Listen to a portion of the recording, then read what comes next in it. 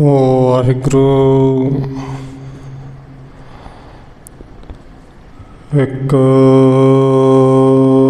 ਓੰਕਾਰ ਸਤਿਨਾਮ ਕਰਤਾ ਪੁਰਖ ਨਿਰਭਉ ਨਿਰਵੈਰ ਅਕਾਲ ਮੂਰਤ ਅਜੂਨੀ ਸੈਭੰ ਗੁਰ ਪ੍ਰਸਾਦ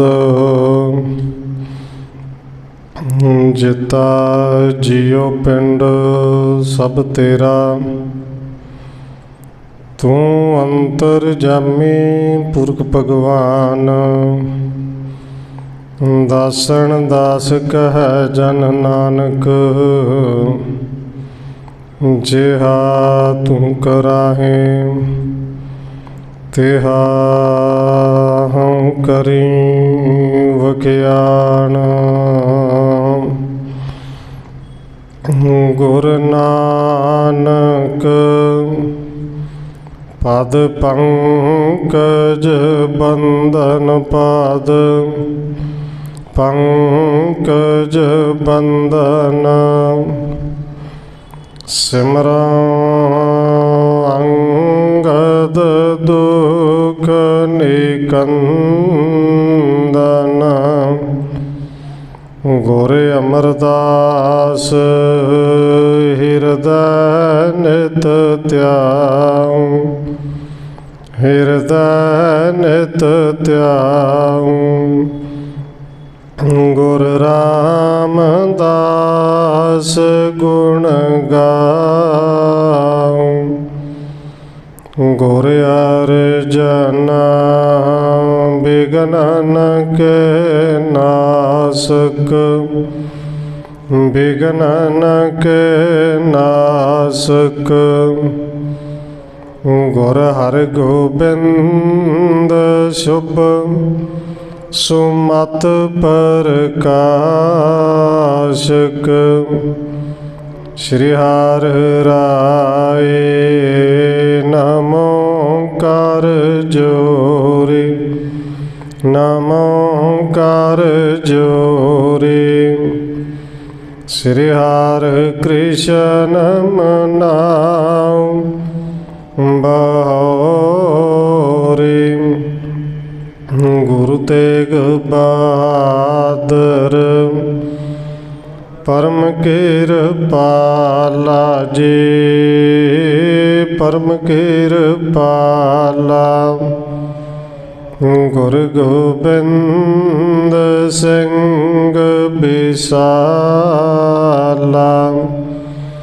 ਤਰੁ ਤਰਾ ਪਰ ਪੁਨ ਪੁਨ ਸੀਸਾ ਜੀ ਪੁਨ ਪੁਨ ਸੀਸਾ ਬੰਦੋਂ ਬਾਰ ਬਾਰ ਜਗਦੀਸ਼ਾ ਤਰੁ ਤਰਾ ਪਰ ਪੁਨ ਪੁਨ ਸੀਸਾ ਜੀ ਪੁਨ ਪੁਨ ਸੀਸਾ ਬੰਦੋਂ ਬਾਰ ਬਾਰ ਜਗਦੀਸ਼ਾ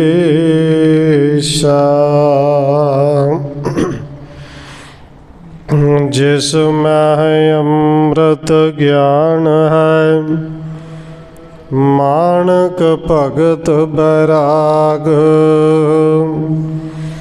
ਸ਼੍ਰੀ ਗੁਰੂ ਗ੍ਰੰਥ ਸਾਹਿਬ ਉਦਦ ਬੰਦੋਂ ਕਰ ਅਨੁਰਾਗ ਏਕ ਓੰਕਾਰਾ ਸਤਿਗੁਰੂ ਜਿਹ ਪ੍ਰਸਾਦ ਸਚ ਹੋਏ ਵਾਹਿਗੁਰੂ ਜੀ ਕੀ ਫਤਿਹ ਹੈ ਬਿਗਨ ਬਿਨਾਸਣ ਸੋਏ ਏਕ ਓੰਕਾਰਾ ਸਤਿਗੁਰੂ ਜਿਹ ਪ੍ਰਸਾਦ ਸਚ ਹੋਏ ਵਾਹਿਗੁਰੂ ਜੀ ਕੀ ਫਤਿਹ ਹੈ बिघन विनाशन सोए। वाहिगुरु जी दोहरा मति दास प्रभ पुर गयो, कंप उठे सिखियोर, तर कर तारस बिलास को, पिककार ग्रह ठोर। परम सन्मानयोग सतगुरु चवर छत्र तखत दे मालिक हाजरा हजूर जाहरा जहूर शब्द गुरु जुगों जुग अटल सतगुरु धन श्री गुरु ग्रंथ साहिब महाराज सच्चे पातशाह जी की पावन पवित्र हजूरी अंदर जुड़ बैठे सतसंगी जनों, आप जी वडभागी हो जो सत्कारयोग धन माता राजकौर जी के पावन स्थान गुरुद्वारा मंजी साहिब विखे शामां दे दीवाना दियां हाजरियां भर रहे हो। आओ रोजाना की तरह नौवें पातशाह सतगुरु धन गुरु तेग बहादुर साहिब जी की चल रही लड़ीवार इतिहास कथा के नाल अगलेरी सांझ पाउण तो पहला असीस बख्शिश करो जी। रसना करो पवित्र, जितने भी जुड़ बैठे हो लवाओ हाजरी आखो जी। वाहिगुरु जी का खालसा वाहिगुरु जी की फतेह। अते दास को कीन बुलावन, दोय तख्ते मैं करो बंधावन। कविराज कवि संतोख सिंह जी अगे लिख रहे हैं कि जिवें कल पिछले प्रकरणों के अंदर आप जी ने सरवण किया कि जदों मौलवी धन गुरु तेग बहादुर साहिब जी को बार बार पुठे सवाल करता है कि जां करामात विखाओ जां साडे दीन दे विच आ जाओ, नहीं तो तुहाडे सामने मौत है। और सतगुरु जी बड़ी निमरता नाल प्यार दे नाल समझाउंदे ने कि मौलवी तुहानू तुहाडा धर्म मुबारक है, सानू साडा मुबारक है, ते हिंदुआं नू उन्हां दा मुबारक, भाई सब नू आपो अपना धर्म प्यारा है, ते धक्के दे नाल किसी दा धर्म बदले ही नहीं जा सकता। और जदों कदी मौलवी गुरु साहिब नू कुछ पुट्ठा बोलता है तो भाई मते दास जी गुस्से में आउंदे ने ते कहंदे ने सतगुरु जी सारियां ताकतां दे तुसीं मालक हो, ते एक ये जिहड़ा दो कौड़ी का बंदा है ये तुहाडे मेरे सामने साडे सिखां दे सामने तुहाडी बेअदबी कर रहा है। सतगुरु जी मुख तो नहीं बोलना, घट्टो घट्ट माड़ा जिहा इशारा ही कर दिओ कि ये सारे तुरक जिन्ने ने सारियां दे धौना इक्को वारी वढ के मैं सुट दे, इन्हां दा काम ही खत्म कर दिया। भाई मते दास जी कहते हैं सतगुरु जी जे तुसीं माड़ा जिहा इशारा करो ना, दिल्ली ते लाहौर नूं चुक के आपस में पढ़ा दिया, जे नहीं तो घट्टो घट्ट इन्ना कोई कर दिओ कि जिहड़ा नुरंगा सब कुछ करदा पिया नुरंगे नूं मार के ऐसी थां ते सुट्टां कि किसी नूं लाश भी ना लभे। और धन गुरु तेग बहादुर साहिब जी कहते हैं मती दास जी ताकतां लईआं कित्थों ने। भाई मती दास जी हथ जोड़ के सतगुरु जी तुहाडे चरनां तो बिना होर कित्थों मिल सकदियां ने। भाई जे ताकतां साडे चरनां चों तैनूं मिल सकदियां ते साडे विच नहीं, जे कुछ करना हुंदा ते असीं इत्थे आउंदे क्यों। रब दी रजा दे विच खुश रहना सिखो, अपनी ताकत नूं बचा के रखो क्योंकि हजे बड़ी कम आउणी है। भाई मती दास जी दे हथ जोड़ के सतगुरु जी सत वचन है, पर नाल ही मौलवी नूं तो कह दिता कि मेरे तो गुरु ने आग्या नहीं दिती कि नहीं तो तुहानूं मजा चुका देना सी। हुण ये सारी खबर नुरंगे दे कोल पहुंची कि गुरु के सिख इत्थों तक ताकत रखते हैं, कहते सानूं माड़ा जिहा इशारा कर दिओ, असीं सारा कुछ उल्टा के रख देंगे, सारे तुर खत्म कर देंगे। और नुरंगा सुन के सड़बल गया जी, गुस्से में आके हुक्म दे दिता कि पहलों इस मती दास नूं आरे दे नाल चीर के दो टुकड़े करो। इन्हां नूं वेख के आपे गुरु साहब जी डरनगे। ये हुक्म दे दिता गया है, जलाद आ गए, कादी आ गया है, मती दास नूं ਚਾਂਦਨੀ ਚੌਂਕ ਦੇ ਵਿੱਚ ਬੁਲਾ ਲਿਆ ਗਿਆ ਹੈ। ਧੰਨ ਗੁਰੂ ਤੇਗ ਬਹਾਦਰ ਸਾਹਿਬ ਜੀ ਨੂੰ ਕਿਉਂਕਿ ਇਸ ਤੋਂ 3 ਦਿਨ ਪਹਿਲੋਂ ਦਾ ਪਿੰਜਰੇ ਵਿੱਚ ਬੰਦ ਕੀਤਾ ਹੋਇਆ ਸੀ। ਪਿੰਜਰਾ ਜਿਹੜਾ ਚਾਂਦਨੀ ਚੌਂਕ ਦੇ ਵਿੱਚ ਲਿਆ ਕੇ ਰੱਖ ਦਿੱਤਾ ਗਿਆ। ਦੇਖੋ ਪਿੰਜਰਾ ਵੀ ਐਸਾ ਸੀ ਕਿਉਂਕਿ ਦੁੱਖ ਦੇਣਾ ਸੀ ਨਾ। ਇਹ ਇਤਿਹਾਸਕਾਰ ਲਿਖਦੇ ਨੇ ਕਿ ਪਿੰਜਰੇ ਦੇ ਪਿਛਲੇ ਪਾਸੇ ਵੀ ਸੂਏ ਲੱਗੇ ਹੋਏ ਸਨ ਕਿ ਗੁਰੂ ਸਾਹਿਬ ਜੀ ਬਿਲਕੁਲ ਮਾੜੀ ਜਿਹੀ ਢੂਹ ਨਹੀਂ ਸਨ ਲਾ ਸਕਦੇ।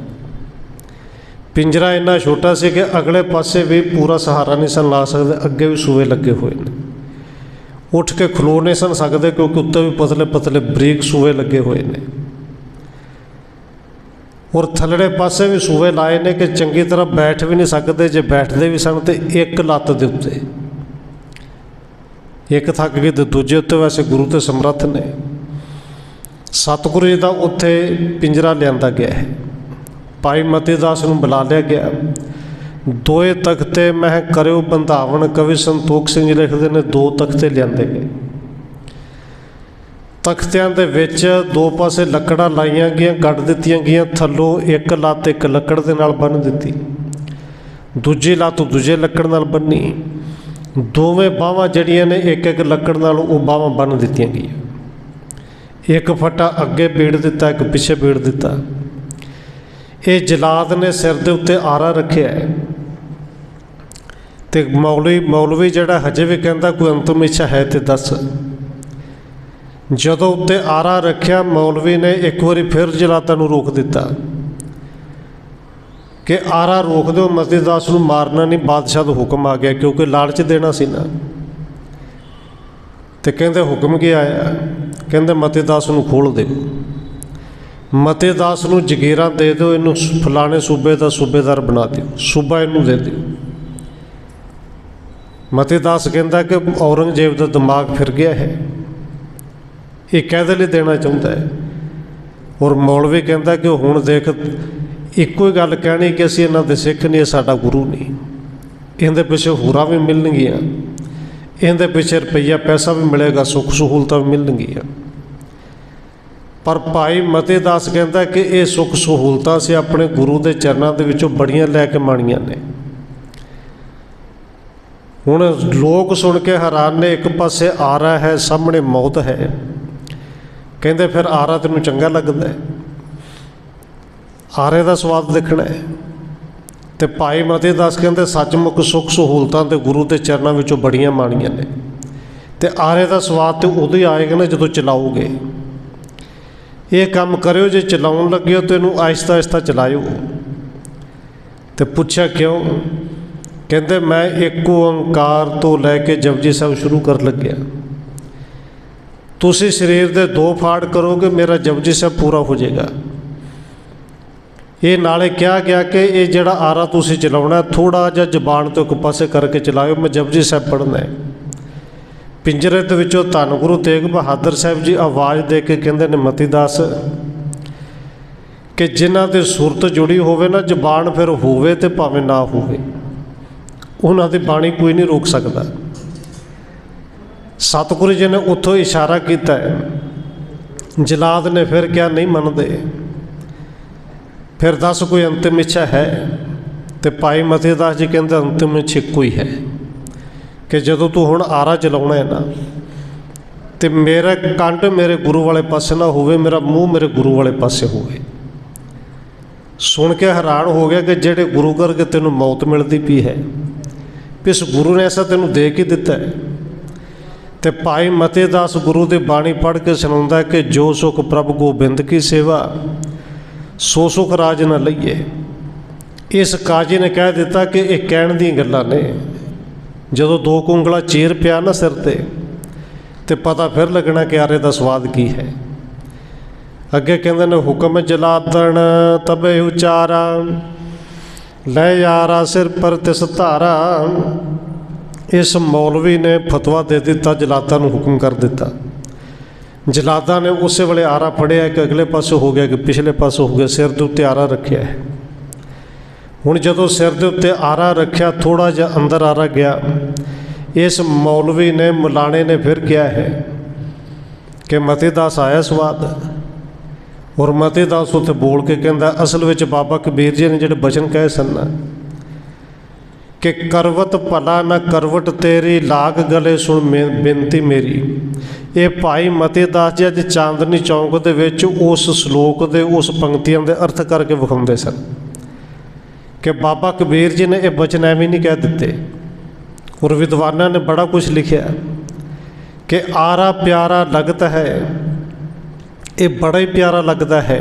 कारा बनो बनाए, कारा बना के तुसी अपना काम सवार के करो। आरा प्यारा लगता है, कारा बनो करो बनाए। कहते सिर जाता तो जान दे, मेरा सिक्खी सिदक ना जाए। क्योंकि सिक्खी मेरी गुरु दी है तो सिक्खी सिदक मेरा निभ जाए। शरीर का कि भाई मती दास जी ने एक ओंकार सतनाम करता पुरख निरभਉ निर्वैर अकाल मूर्त अजूनी सै भंग गुर प्रसाद जप शुरू किया है। उधरों कहते ने उधरों आरा शुरू हो गया। अर्धो अर्ध चराए सो डारा, परयो प्रथमे पार है दो फारा। शरीर नूं अद्धो अर्ध आरे दे नाल चीर दिता गया। एक बांह एक लत्त अद्धा सिर जिहड़ा एक पासे रह गया, एक अद्धा धड़ एक पासे हो गया।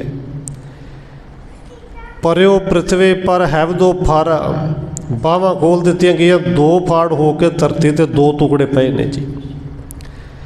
दोनों तन ते जपजी पढ़ै, हेरत सबके अचरज बड़ै। जबान ते चीरी गई अद्धी, पर हुण शरीर भी चीरिया गया। दोवें शरीरां दे चीरे हुए दोवें टुकड़ियां दे विचों आवाज़ निकलती है।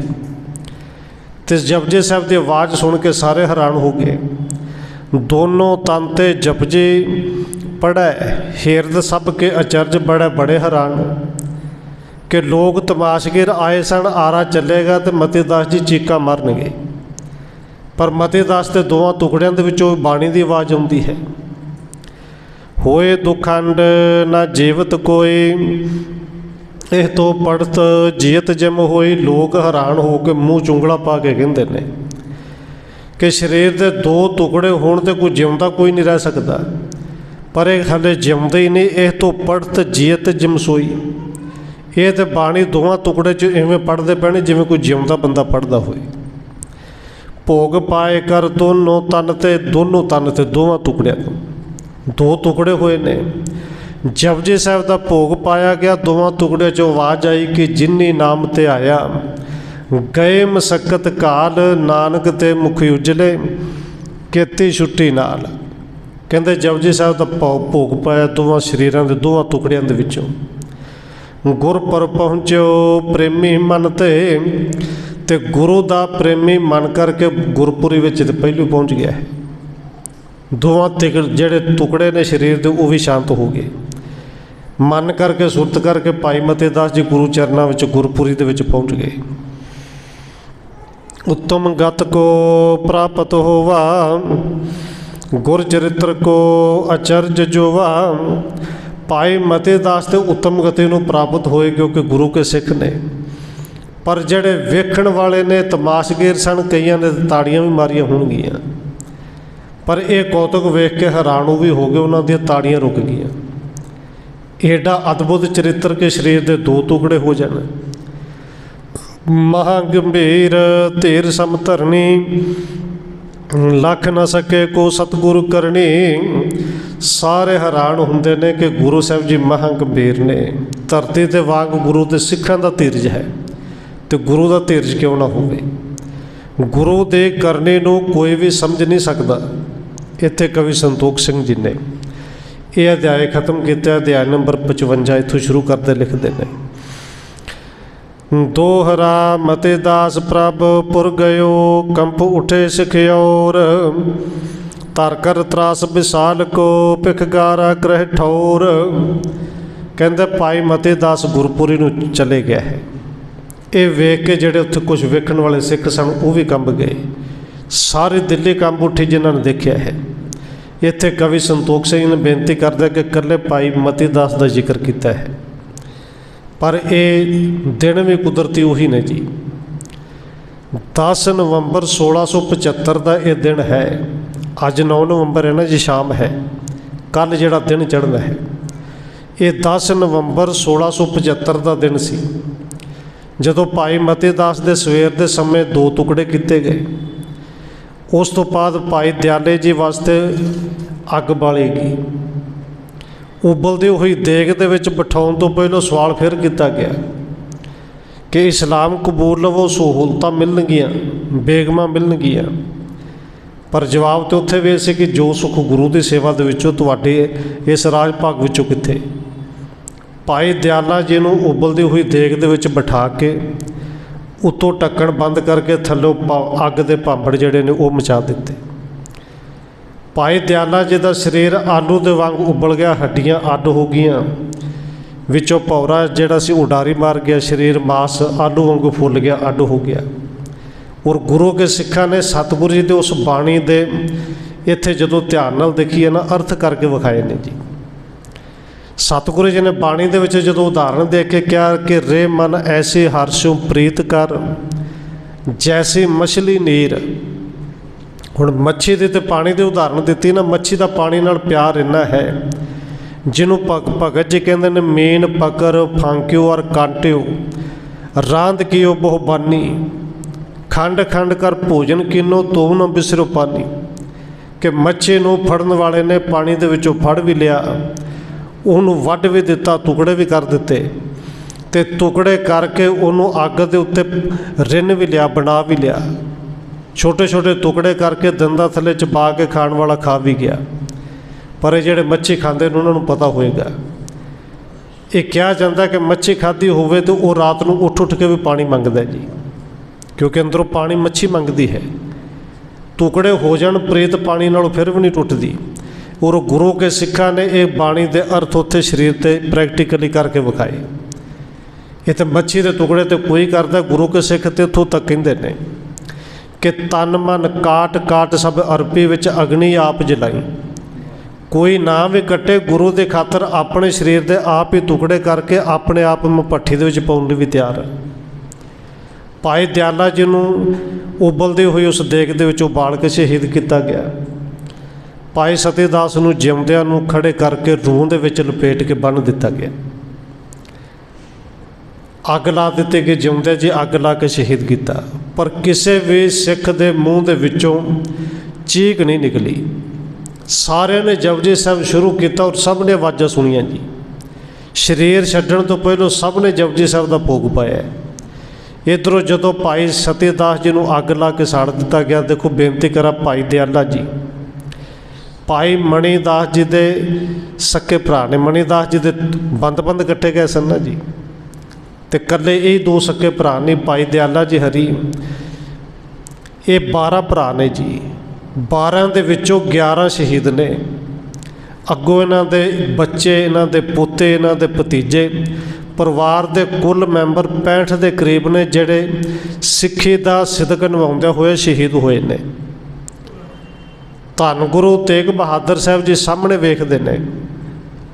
ਸਿੱਖ ਅਰਦਾਸ ਕਰਦੇ ਨੇ ਕਿ ਸਤਿਗੁਰੂ ਜੀ 5ਵੇਂ ਜਾਮੇ 'ਚ ਅਸੀਂ ਤੁਹਾਨੂੰ ਦੇਖਿਆ ਸੀ ਸ਼ਹੀਦ ਹੁੰਦਿਆਂ, ਕਿਰਪਾ ਕਰੋ ਅੱਜ ਸਾਡੇ 'ਤੇ ਪਰਚਾ ਪਿਆ, ਜਿਵੇਂ ਤੁਸੀਂ ਉੱਥੇ ਸਹਾਰ ਗਏ ਜੀ, ਸਾਡੇ ਅੰਦਰ ਵਰਤ ਕੇ ਸਹਾਰਨਾ ਤੁਸੀਂ ਹੈ।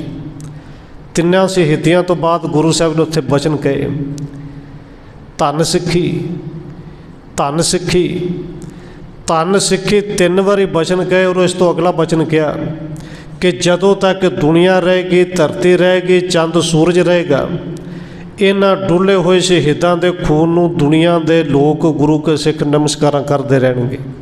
ਔਰ ਉਹਨਾਂ ਸ਼ਹੀਦਾਂ ਦੇ ਨਾਂ ਦੀਆਂ ਜੋਤਾਂ ਅੱਜ ਵੀ ਬਲਦੀਆਂ ਨੇ। ਚਾਂਦਨੀ ਚੌਕ ਦੁਨੀਆ ਵਾਸਤੇ ਆਮ ਚੌਕ ਹੋਏਗਾ, ਪਰ ਗੁਰੂ ਕੇ ਸਿੱਖ ਜਦੋਂ ਉੱਥੇ ਜਾਂਦੇ ਨੇ ਉਹਨਾਂ ਨੂੰ ਗੁਰੂ ਕਾ ਸੀਸ ਨਜ਼ਰ ਆਉਂਦਾ ਹੈ, ਗੁਰੂ ਕੇ ਪਿਆਰੇ ਸ਼ਹੀਦ ਨਜ਼ਰ ਆਉਂਦੇ ਨੇ। ਇੱਥੇ ਕਹਿੰਦੇ ਨੇ ਭਾਈ ਮਤੀ ਦਾਸ ਨੂੰ 3 ਨੂੰ ਸ਼ਹੀਦ ਕਰ ਦਿੱਤਾ ਗਿਆ। ਗੁਰੂ ਸਾਹਿਬ ਜੀ ਨੂੰ ਉਦੋਂ ਫਿਰ ਜੇਲ੍ਹ ਦੇ ਵਿੱਚ ਜਿਹੜਾ ਉਹ ਵਾਪਸ ਲੈ ਕੇ ਜਾਇਆ ਗਿਆ।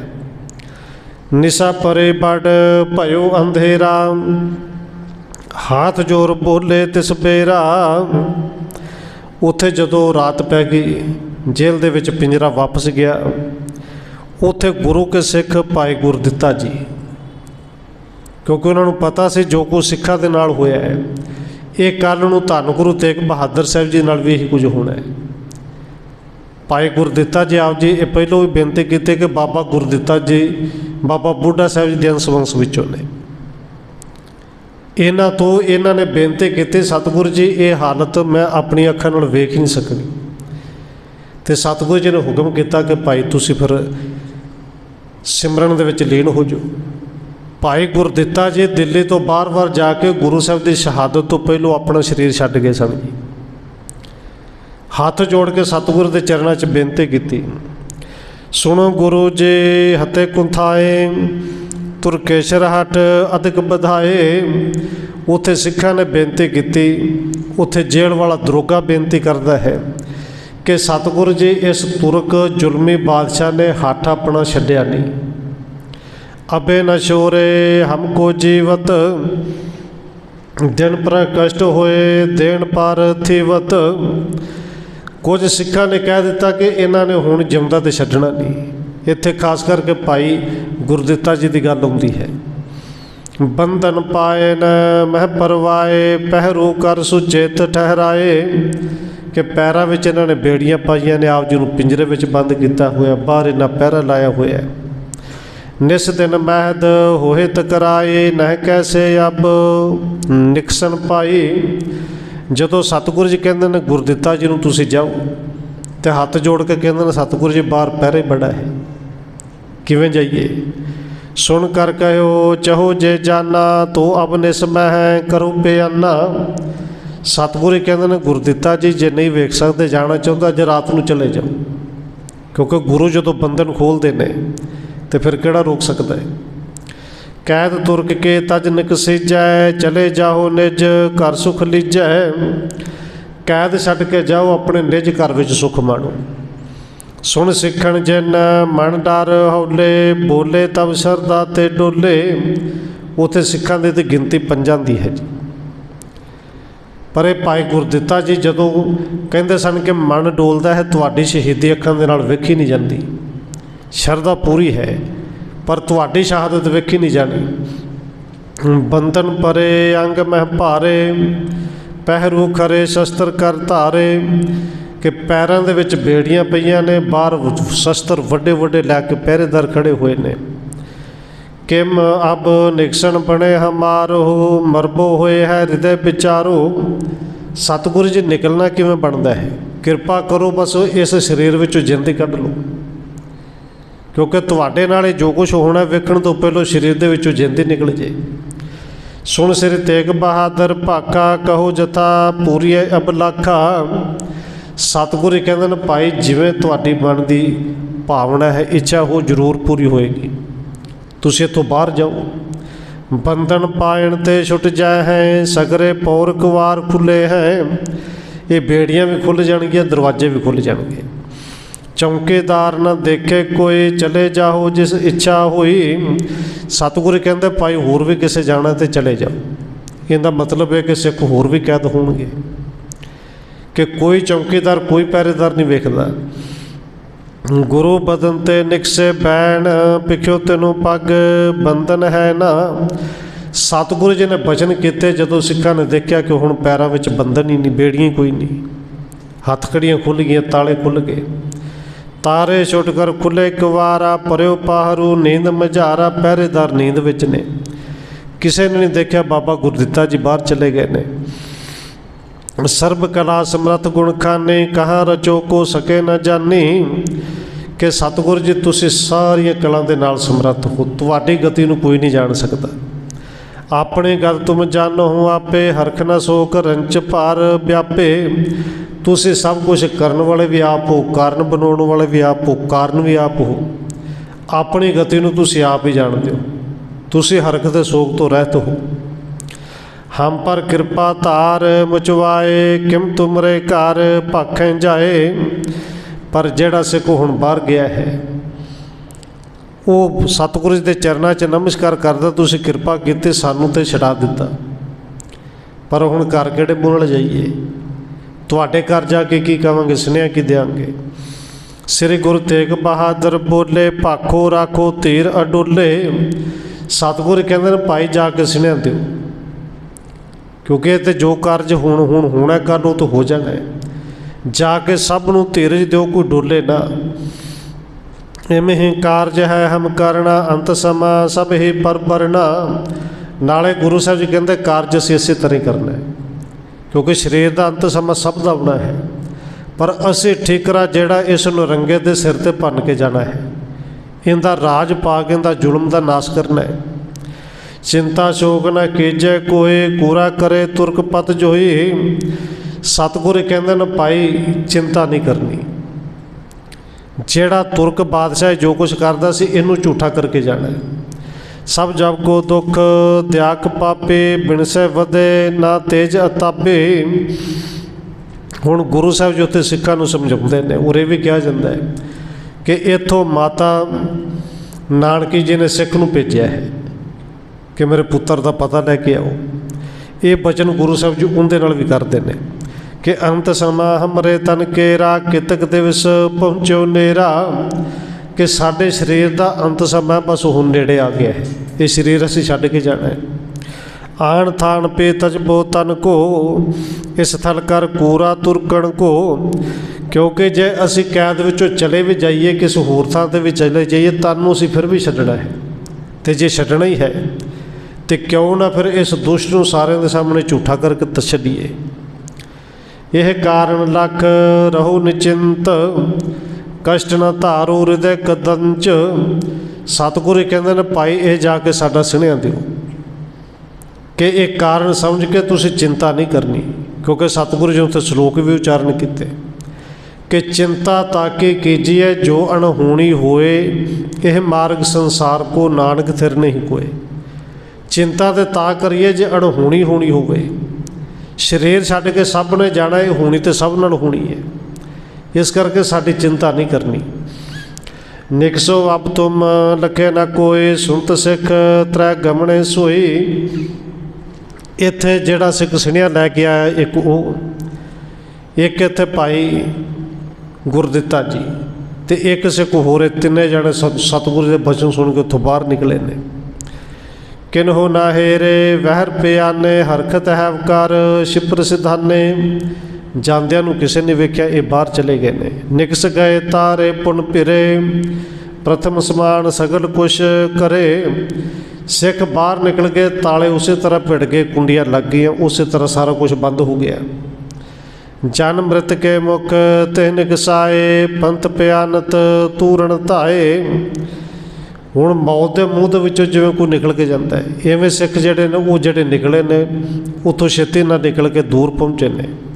पहुँचे आन जबे लखनौर देखत गुर कुटुंब तिस ठौर। ये सिख उन्हां दे विचों किसी ने लैके लखनौर आया है, और आप जी ने पहलों ये सरवण किया गुरु बाला प्रीतम धन गुरु गोबिंद राय जी, माता नानके जी, माता गुजर कौर जी, ये लखनौर साहब रुके हुए हैं। सिख सुनिया लैके लखनौर साहब पहुँचे। तीनों बंधन कर टिक बैसे पढ़ियो गुरु जिम भाक्यो तैसे। ये सिख सतगुरु दे भेजे हुए लखनौर पहुँचे। माता नानके जी, माता गुजर कौर जी नूं धन गुरु गोबिंद राय जी नूं नमस्कार कीती, कोल बैठे ने। मात नानके दुख बहु पाए बार बार बूझे पछताए। क्योंकि माता नानकी जी के पुत्र ने ना, पुत्र का प्यार भी है, इस करके कुछ दुखी भी होंगे ने, तो बार बार सिखां नूं पुछदे ने कि मेरे पुत्र ने उत्थे ऐसा किहड़ा कार्ज करना है कि जिहड़ा वापस ही नहीं आउणा। तुम सम क्यों न है निकसत आए तुरक कैद मैं क्यों दुख पाए। जे पुत्र तुसीं कैद दे विचों निकल के आ गए हो, तुहानूं कढ दिता गुरु साहब ने, तो फिर तुहाडे तरह वो आप निकल के क्यों नहीं आए, कैद विच रह के दुख क्यों भोगते हैं। सुन तीनों सिखण समझाए कह के अंत समा निरआई। ये कह के हुण सिख अपने वालों समझाते हैं कि माता जी गुरु जी कहते हैं कि शरीर का तो अंत समा हुण आ गया है, शरीर तो हुण छड्डना ही है। यह त्याग तन कुहरो करै राज तेज तुरकण को हरै। शरीर नूं जे छड्डना ही है तो इत्थे ही छड्डांगे। इन्हां नूं झूठे करके इन्हां दे सिर ते ठिकरा भन के इन्हां दा राज, इन्हां दी ताकत, इन्हां दा तेज सारा खूह लैना है। तुम आनंदपुर जाने कहो ਨਿਜਪੁਰ ਬਸੋ ਇਹ ਗੁਰ ਚਾਹਿਓ। ਤੇ ਨਾਲੇ ਸਿਹਣਾ ਦਿੱਤਾ ਕਿ ਸਤਿਗੁਰੂ ਜੀ ਦਾ ਹੁਕਮ ਹੈ ਕਿ ਮਾਤਾ ਜੀ ਤੁਸੀਂ ਹੁਣ ਆਨੰਦਪੁਰ ਜਾਓ। ਆਨੰਦਪੁਰ ਆਪਣਾ ਨਗਰ ਹੈ, ਉੱਥੇ ਜਾ ਕੇ ਤੁਸੀਂ ਵਸਣਾ ਕਰੋ। ਸਾਸ ਨੂੰ ਕਾ ਦੋਨੋਂ ਦੁੱਖ ਪਾਵੈ, ਕਹਾਂ ਕਰੇਗਾ ਤਾਂ ਸਤਿਗੁਰੂ ਧਿਆਵੈ। ਸਾਸ ਨੂੰ ਮਾਤਾ ਗੁਜਰੀ ਜੀ ਤੇ ਮਾਤਾ ਨਾਨਕੀ ਜੀ ਦੋਵੇਂ ਸਤਿਗੁਰੂ ਜੀ ਨੂੰ ਸਿਮਰਨ ਕਰਦੇ ਨੇ ਕਿ ਸਤਿਗੁਰੂ ਜੀ ਨੇ ਇਹ ਕਿਹੜੀ ਲੀਲਾ ਰਚੀ ਹੈ। ਬਾਲ ਸਰੂਪ ਕਹਿਓ ਗੁਰ ਪੂਰੇ, ਹੈ ਆਨੰਦਪੁਰ ਕਿਤਕ ਦੂਰੇ। ਬਾਲ ਗੁਰੂ ਧੰਨ ਗੋਬਿੰਦ ਰਾਏ ਜੀ ਉਹ ਆਨੰਦ ਦੇ ਵਿੱਚ ਨੇ। ਸਿੱਖਾਂ ਨੂੰ ਪੁੱਛਦੇ ਨੇ ਫਿਰ ਆਨੰਦਪੁਰ ਤੋਂ ਕਿੰਨਾ ਕੁ ਦੂਰ ਹੈ। ਤਹਿ ਰਮਣੇਕ ਥਾਨ ਕਹਿ ਨਾਹੀ, ਸਤਿਗੁਰ ਪੁਰਬ ਸਾਏ ਜਿਸ ਮਾਹੀ। ਸਿੱਖਾਂ ਨੂੰ ਫਿਰ ਪੁੱਛਦੇ ਨੇ ਕਿ ਆਨੰਦਪੁਰ ਸਾਹਿਬ ਰਮਣੀਕ ਕਿੰਨਾ ਕੁ ਹੈ। ਹਰਿਆਪੁਰ ਇਹ ਨੇ ਜਿਹੜਾ ਗੁਰੂ ਪਿਤਾ ਜੀ ਨੇ ਵਸਾਇਆ। ਪਹੁੰਚਨ ਬਸਪੇ ਆਇਸ ਦੇਨ, ਤੋ ਹਮ ਜਾਏ ਤਹਾਂ ਹਿਤ ਕੀਨ। ਬਾਲਾ ਪ੍ਰੀਤਮ ਜੀ ਗੋਬਿੰਦ ਰਾਏ ਜੀ ਕਹਿੰਦੇ ਨੇ ਜੇ ਗੁਰੂ ਸਾਹਿਬ ਜੀ ਦਾ ਉੱਥੇ ਪਹੁੰਚਣ ਦਾ ਹੁਕਮ ਹੈ ਨਾ, ਤੇ ਸਭ ਤੋਂ ਪਹਿਲਾਂ ਗੁਰੂ ਸਾਹਿਬ ਦੇ ਹੁਕਮ ਨੂੰ, ਉਹਨਾਂ ਦੇ ਆਗਿਆ ਨੂੰ ਸਾਨੂੰ ਮੰਨਣਾ ਚਾਹੀਦਾ। ਤੋ ਹਮ ਜਾਏ ਤਹਾਂ ਹਿਤ ਕੀਨ, ਅਸੀਂ ਪਹਿਲੋਂ ਵੀ ਉੱਥੇ ਜਾਣਾ ਚਾਹੁੰਦੇ ਸਾਂ। ਦੋਨੋਂ ਮਾਤਨ ਸੋ ਕਹਿ ਬੈਨ, ਮਾਨੋ ਬਾਕ ਚਿੰਤ ਕੋ ਹੈ ਨਾ। ਧੰਨ ਬਾਲਾ ਪ੍ਰੀਤਮ ਜੀ ਦੋ ਮਾਤਾਵਾਂ ਨੂੰ ਫਿਰ ਉੱਥੇ ਧੀਰਜ ਦਿੰਦੇ ਨੇ ਕਿ ਮਾਤਾ ਜੀ ਗੁਰੂ ਸਾਹਿਬ ਦੇ ਬਚਨ ਮੰਨੋ। ਮਾਨੋ ਬਾਕ ਚਿੰਤ ਕੋ ਹੈ ਨਾ, ਗੁਰੂ ਪਿਤਾ ਜੀ ਦੀ ਚਿੰਤਾ ਕੋਈ ਨਹੀਂ, ਉਹਨਾਂ ਦੀ ਚਿੰਤਾ ਨਾ ਕਰੋ। ਇਹਾਂ ਕਹਾਂ ਲੱਗ ਦੁਰ ਹਮ ਰਹੇ, ਪਿਤ ਕੋ ਪਲਟਾ ਲੈ ਬੇਚਾਹੇ। ਇੱਥੇ ਅਸੀਂ ਲੁੱਕ ਕੇ ਥੋੜ੍ਹੀ ਬੈਠੇ ਰਵਾਂਗੇ। ਇਹਨਾਂ ਨੇ ਜੋ ਕੁਛ ਕਰਨਾ ਹੈ ਇਸ ਲਈ ਮਿਲ ਗਿਆ ਹੈ। ਗੁਰੂ ਪਿਤਾ ਨੇ ਇਹਨਾਂ ਦੇ ਸਿਰ ਠਿਕਰਾ ਭਰਨਾ ਹੈ ਤੇ ਫਿਰ ਇਹਨਾਂ ਦੇ ਰਾਜ ਦੀ ਜੜ੍ਹਾਂ ਵੀ ਤੇ ਪੱਟਣੀਆਂ ਨੇ, ਬਦਲਾ ਵੀ ਲੈਣਾ ਹੈ। ਕਰੋ ਤੁਰਕ ਕੇ ਜਰਾ ਉਕਾਰਨ, ਮਾਰਨ ਕਰੋ ਜੰਗ ਰਚ ਤਾਰਨ।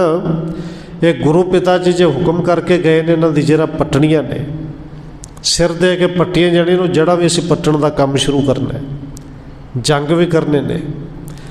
ਆਪ ਲਖਨੌਰ ਵਿਖੇ ਨਹਿ ਬਸਨਾ, ਉਚਰਿਓ ਪਿਤਾ ਆਪ ਜੋ ਰਸਨਾ। ਸਤਿਗੁਰੂ ਕਹਿੰਦੇ ਨੇ ਮਾਤਾ ਜੀ ਜੋ ਪਿਤਾ ਜੀ ਨੇ ਆਪਣੀ ਰਸਨਾ ਤੋਂ ਹੁਕਮ ਕੀਤਾ ਹੈ, ਇਸ ਕਰਕੇ ਹੁਕਮ ਨੂੰ ਮੰਨਣਾ ਸੀ। ਹੁਣ ਲਖਨੌਰ ਦੇ ਵਿੱਚ ਨਹੀਂ ਵਸਣਾ। ਸੁਣ ਦਵੈ ਮਾਤਨ ਡਰ ਕੋ ਪਾਵੈ, ਬਹੁ ਬਿਦ ਕਹਿ ਸੁਤ ਕੋ ਸਮਝਾਵੈ। ਤੇ ਮਾਤਾਵਾਂ ਆਪਣੇ ਵੱਲੋਂ ਧੰਨ ਗੋਬਿੰਦ ਰਾਏ ਜੀ ਨੂੰ ਛੋਟਾ ਜਾਣ ਕੇ, ਕਿਉਂਕਿ ਉਮਰ ਤਾਂ ਹਜੇ 9 ਕੁ ਸਾਲ ਦੀ ਹੈ, ਪੌਣੇ ਕੁ 9 ਸਾਲ ਦੀ, ਸਮਝਾਉਂਦੀਆਂ ਨੇ। ਇਸ ਬਿਦ ਕਹੋ ਨਾ ਕਿਸੇ ਸੁਣਾਵੋ, ਗਹੇ ਨਾ ਆਏ ਥਿਰੋ ਇਸ ਥਾਵੋ। ਕਿ ਪੁੱਤਰ ਜੀ ਹੱਲੇ ਇਹ ਉਮਰ ਨਹੀਂ ਗੱਲਾਂ ਕਰਨ ਦੀ, ਐਵੇਂ ਦੀ ਹੱਲੇ ਨਾ ਕਹੋ। ਨਹਿ ਕੋ ਜਾਣੇ ਬਾਸ ਕਰਨ ਤੇ ਬਸੋ ਇਕਾਕੇ ਥਲ ਸੁਖਵੰਤੇ। ਇੱਥੇ ਕੋਈ ਨਹੀਂ ਜਾਣਦਾ ਕਿ ਆਪਾਂ ਇੱਥੇ ਰਹਿੰਦੇ ਹਾਂ। ਹੱਲੇ ਕੁਝ ਸਮਾਂ ਇੱਥੇ ਹੀ ਰਹੀਏ, ਸਰੀਰ ਵੱਡਾ ਹੋ ਜਾਏਗਾ, ਜਵਾਨ ਹੋ ਜਾਊਗਾ, ਫਿਰ ਅਨੰਦਪੁਰ ਸਾਹਿਬ ਚੱਲਾਂਗੇ। ਸੁਣ ਕਰ ਮਾਤਨ ਕੋ ਤਬ ਕਹਿ, ਪਿਤ ਪਚ ਪਰ ਹਮ ਨਿਸ਼ਚਾ ਹੈ। ਹੁਣ ਸਤਿਗੁਰੂ ਜੀ ਕਹਿੰਦੇ ਨੇ ਮਾਤਾ ਜੀ ਗੁਰੂ ਪਿਤਾ ਨੇ, ਤੇ ਪਿਤਾ ਗੁਰੂ ਦੇ ਬਚਨਾਂ 'ਤੇ ਤੁਹਾਨੂੰ ਹੀ ਭਰੋਸਾ ਨਹੀਂ, ਪਰ ਸਾਨੂੰ ਤਾਂ ਨਿਸ਼ਚਾ, ਸਾਨੂੰ ਤਾਂ ਭਰੋਸਾ ਹੈ ਨਾ। ਤੁਸੀਂ ਵੀ ਭਰੋਸਾ ਕਰੋ, ਗੁਰੂ ਦੇ ਬਚਨਾਂ ਨੂੰ ਮੰਨੋ। ਕਹੇ ਸੋ ਹੋਏ ਭਵਿੱਖਿਤ ਮਾਹੀ, ਅਟਲ ਬਾਕ ਜੋ ਡੁੱਲੇ ਨਾਹੀ। ਗੁਰੂ ਸਾਹਿਬ ਦੇ ਜਿਹੜੇ ਬਚਨ ਨੇ ਉਹੀ ਹੋਣੇ ਨੇ, ਆਉਣ ਵਾਲੇ ਸਮੇਂ 'ਚ ਉਹੀ ਹੋਣਗੇ। ਤੇ ਜੇ ਗੁਰੂ ਪਿਤਾ ਜੀ ਨੇ ਕਿਹਾ ਵੀ ਉੱਥੇ ਆਨੰਦਪੁਰ ਸਾਹਿਬ ਤੋਂ ਫਿਰ ਜਾਣਾ ਚਾਹੀਦਾ ਹੈ। ਕਿਉਂ ਬਿਖਾਦ ਮੈਂ ਚਿੰਤਾ ਕਰੋ, ਹੋਏ ਕਲਿਆਣ ਹਿਰਦੈ ਨਹਿ ਡਰੋ। ਮਾਤਾ ਜੀ ਭਲਾ ਹੀ ਹੋਏਗਾ, ਕਲਿਆਣ ਹੀ ਹੋਏਗਾ। ਗੁਰੂ ਸਾਹਿਬ ਨੇ ਬਚਨ ਕੀਤੇ ਨੇ, ਤੇ ਜੰਗ ਯੁੱਧਾਂ ਲੜਾਈਆਂ ਦੇ ਫਿਕਰ ਕਰਕੇ ਤੁਸੀਂ ਚਿੰਤਾ ਨਾ ਕਰੋ, ਉੱਧਰੋਂ ਨਾ ਡਰੋ। ਸਕਲ ਕਲਾ ਸਮਰੱਥ ਉਦਾਰੇ, ਚਾਹੇ ਸੋ ਕਰੈ ਸੋ ਪਿਤਾ ਹਮਾਰੇ। ਸਤਿਗੁਰੂ ਕਹਿੰਦੇ ਨੇ ਮਾਤਾ ਜੀ ਜਿਹੜੇ ਸਾਡੇ ਪਿਤਾ ਜੀ ਨੇ ਨਾ, ਸਰਬ ਕਲਾ ਦੇ ਸਮਰੱਥ ਨੇ, ਉਹ ਜੋ ਚਾਹਣ ਉਹੀ ਕਰ ਸਕਦੇ ਨੇ। ਆਪੇ ਜਾਏ ਕੈਦ ਮਹਿ ਪਰੇ, ਆਪੇ ਤਨ ਤਜਬੇ ਉਰ ਧਰੇ। ਕਿਉਂਕਿ ਉਹਨਾਂ ਨੂੰ ਫੜਨ ਵਾਲੀ ਕਿਹੜੀ ਤਾਕਤ ਸੀ, ਉਹ ਤੇ ਆਪ ਹੀ ਜਾ ਕੇ ਕੈਦ ਵਿੱਚ ਪਏ ਨੇ ਨਾ, ਤੇ ਆਪ ਹੀ ਉਹਨਾਂ ਨੇ ਤਨ ਛੱਡ ਕੇ ਜਾਣਾ ਹੈ। ਸਭ ਕੇ ਹੈ ਸਹਾਇਕ ਸੋਏ, ਤਿਨ ਹਿਤ ਯਤਨ ਕਰੇ ਕਿਆ ਕੋਏ। ਮਾਤਾ ਜੀ ਉਹ ਤੇ ਸਭ ਦੇ ਸਹਾਇਕ ਨੇ, ਸਾਡੇ ਵੀ ਸਹਾਇਕ ਰਹਿਣਗੇ, ਉਹਨਾਂ ਵਾਸਤੇ ਆਪਾਂ ਕੀ ਚਿੰਤਾ ਕਰਨੀ।